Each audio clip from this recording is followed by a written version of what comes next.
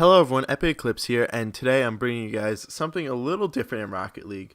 So in this, I'm going to be explaining some major tips for new players, older players, basically anyone in the game can use these tips. It's like just essential tips from a superstar, because now I am a superstar in the game, and shoot, I shall be champion, hopefully. So first, I'm going to start with the basics of the basics.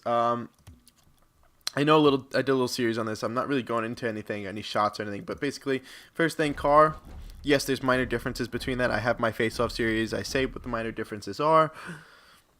I mean, it's not so minor. They have big differences, like Dominus flies a lot quicker than the Octane, Breakdown flies quicker than Dominus, and the Merc gets a better hit than the Dominus. So that's the essential things, and they all have different body shapes, but it really is what you're comfortable with. You know, the worst stat car in the game, I think, is the backfire. And you know what? If you like the backfire and do well for it, you do what you want to do. It's whatever car you're the most comfortable with is really important. Antenna and hat does not change anything. Boost doesn't change anything. It's all preference, what you like. And that's pretty much customized everything, and I would recommend keeping your title on. So that's basically that one. Another thing, if you're new to the game training, do the trainings. They're very useful. I mean, even players that I know that are champions, in between game, you just do some training. You might as well get a little freshen in, maybe get a shot down that you wouldn't be able to get before. Definitely, if you're just starting the game, I recommend goalie training. I start off, the rookie's pretty easy. If you couldn't do the rookie, that's, well, not good. But once you get to pro, I say if you're new to the game, you're ready to go. And if you can do all-star, you're rocking. You're doing pretty good. Striker, rookie, yeah, you should be able to do no problem. And if you can do pro, you should be ready to just begin matchmaking. And all-star isn't too bad, so you should be able to get that too. And if you get that, you're pretty good into the game. And aerial, you should do these as well. Rookie is really very simple. You should be able to do that. So I'd start on pro and do all-star. And if you can get all-star aerial, you're way off into the game. Sorry about the notification down there. And also, if you're very new, tutorial, do it. Why not? It explains to you. Also, another thing, controller, air roll button is on A and handbrake is on X. I recommend switching that. Just like in my controls here, I will show you. I recommend switching that to LB, which is also, I have power slide. I recommend putting them on the same thing. Basically the power slide of the air. So that's that. And for keyboard, it's the same. Also, don't forget, even old ranked people, sometimes you just don't know you have air roll. You do. Just try it out. It helps a lot getting different angles and stuff. Especially on controller, it's very good. I still use keyboard and mouse, so sometimes it gets a little tricky. Okay, so I think that's it for the actual game. Also, do expeditions and stuff, and play with the mutator of slow-mo to practice things. It actually does help a lot. So that's for that. Okay, this is a little useful tip for, older players. So we have this here. This website, which I will put in the description, basically how you get it is if you were to go onto your my bad, let me go and bring up my Steam profile. Go into here and go to profile. You see this little thing here? Say how mine says Epic Eclipse Gaming. So you would take that, and on home, you could do this for any platform. You type it in here, and it would come up, and actually it stays in your recents, which is nice. So this is my recents. Oh, that's someone else that I play with. So you can see I am Superstar 1156. You kind of, as playing, you'll venture out, figure what things are. I know for All-Star, like the rank up to Superstar is 1150. And for Division 4 of All-Star, it's 1124, and then for Division 3, it's 1096, and then so on, basically.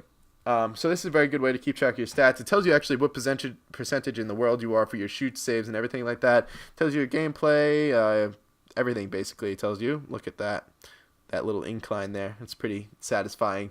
So this is a really nice website. I'll leave it down in the description, the link. And so that's for that. Now we're going to plan off some gameplay.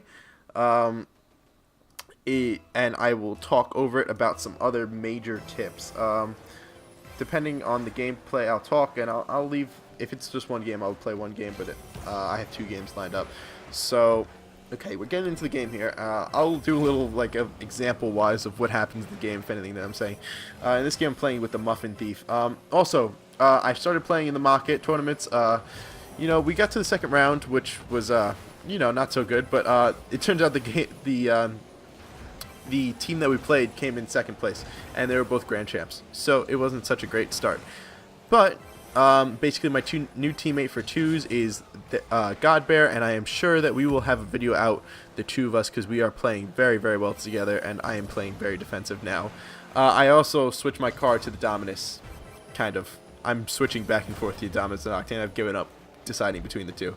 It's just how I'm feeling every day. So, big thing. Very, very big thing about the game is knowing when to go for it or not. See, you saw how he just cleared that there. You know, a lot of people can go for that, and it does you no good to go for that. Because if you go for a ball that, you know, is close, yes, that's fine if you have another teammate. Like, say if Muffin Man went for a ball that the other team may get, but he can get it too, it's okay, because he knows I'm back. But if I was the back person that got past the Muffin Man, I went for a ball that was a little tricky, it's not worth it. You might as well drop back and try to play it better. Because, honestly, if it goes past you, then there's no one behind you, and that's basically an open goal for them. You know, maybe you get away with it at a lower rank, but at higher rank you really don't. You really don't. So, that's a big thing, and knowing when to go for it and everything, that's a very, like, see there, I shouldn't have went for it. It was a complete stupid hit, but you know what? The Muffin Man was behind me, and he was able to stop it. So, that's a very big tip. Also, you know, if you see your teammate pressuring, drop back to goal. You know, it never hurts to be in goal. Hit it out, clear it. And to do with that, another really big thing is don't go for the stupid shots. The shots that, you know, maybe I can get it, and if I do get it, it's going to do nothing. It's no point. It's like, so you move the ball 2 inches and the other teams just get hit and you're out of position. And another thing on top of that is when the ball is on your side and stuff, and say you're back, another really big thing is big clears. If you can't get big clears, it's really big impact. If you can actually see how much of a big impact having big clears have, because basically, you know, it's especially in twos. Like threes, big clears are still very important. It's never not important. It's just not in twos. It's a lot more useful. See, if you get a big clear here, there's 2 people up, and then you got open to 1-person goal, and basically it's easier to score a goal, or you can launch it all the way into the other team's net, which is a goal. So that's another thing to work on in training and things, and just to try. See that big clear like that, and basically it leaves one guy on. I mean, he played it very well, but again, it's very tricky, and the more times you do it, the better chance you have of scoring a goal. So that's another thing, is the big clears. And the other thing is trying to actually know where your teammate is, like trying to kind of pay attention to where he's at, because, you know, playing on top of each other is terrible. It's not good. You'll just end up losing, actually, because, you know, everyone could do a simple like 1-2 pop, and if you guys miss it, you know, like a pop against the wall or like some nice little play there,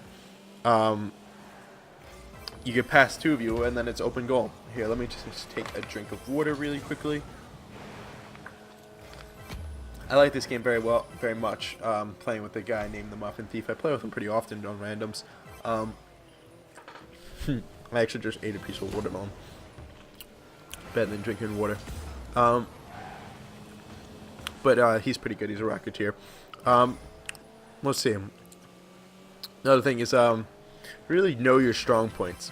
So basically, like, know what you're good at in the game. You know, you're not going to be good at everything unless you're a grand champ and, I don't know, very good. I mean, but then you shouldn't really be watching this video, because you're really not going to need the tips from me. I mean, you could be watching it, but you don't need the tips. So know what you're good at. I know I'm good at goalieing and being in the goal and being very defensive. So that's what I tend to try to do in the game.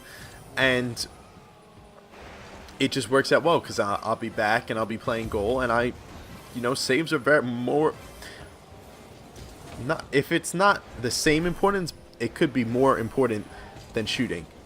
Because, you know, if you keep on getting goals and they keep on getting goals, it's not going to be good. But if you know, keep on saving, and if they don't score, they can't win, right?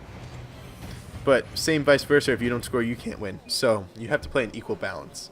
But if you have the lead, you know, there's no point of being so. Also, this is another tip coming off my head. Having the lead. You know, if you got 1 goal, okay, you could still be a little aggressive and stuff. But 2 goal, there's no point of pushing, making unreasonable shots.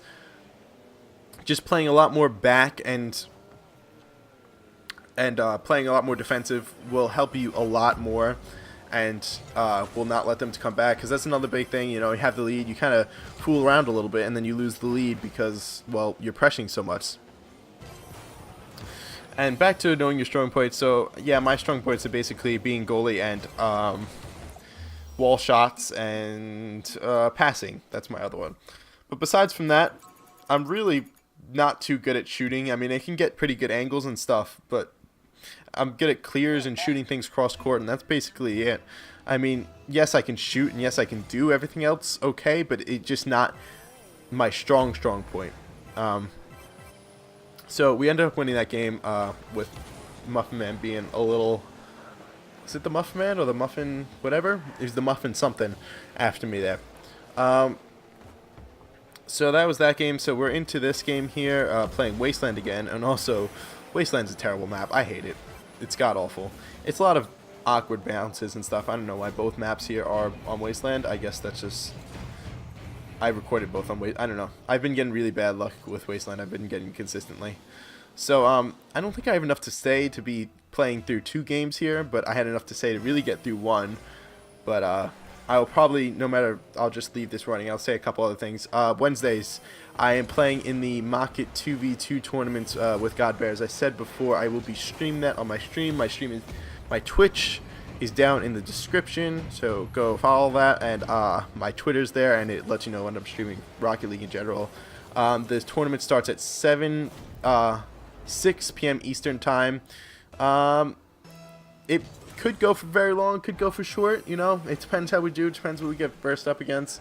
It depends who's playing. I'm friends with most of the pros that play in it, so I know when and basically where we're going to be screwed at, but it's nice. I mean, when we play those 2 Grand Champions, we didn't do too bad. We lost 3-1 and 7-5. I mean, the second game's not the greatest, but yeah, we gave them a little fight. So there's that, and then I know I haven't been coming out with so much Rocket League. I've been very much enjoying Total War Warhammer, so check that out if you haven't. It's a very fun game and very enjoyable. I love recording it. And next Rocket League video should be with Godbear. We'll probably be doing some 2s, getting up to champion. And let's see what else do I got here. I think that may be everything that's basically going on, and I'm going to be trying to come out with a couple more Rocket League videos.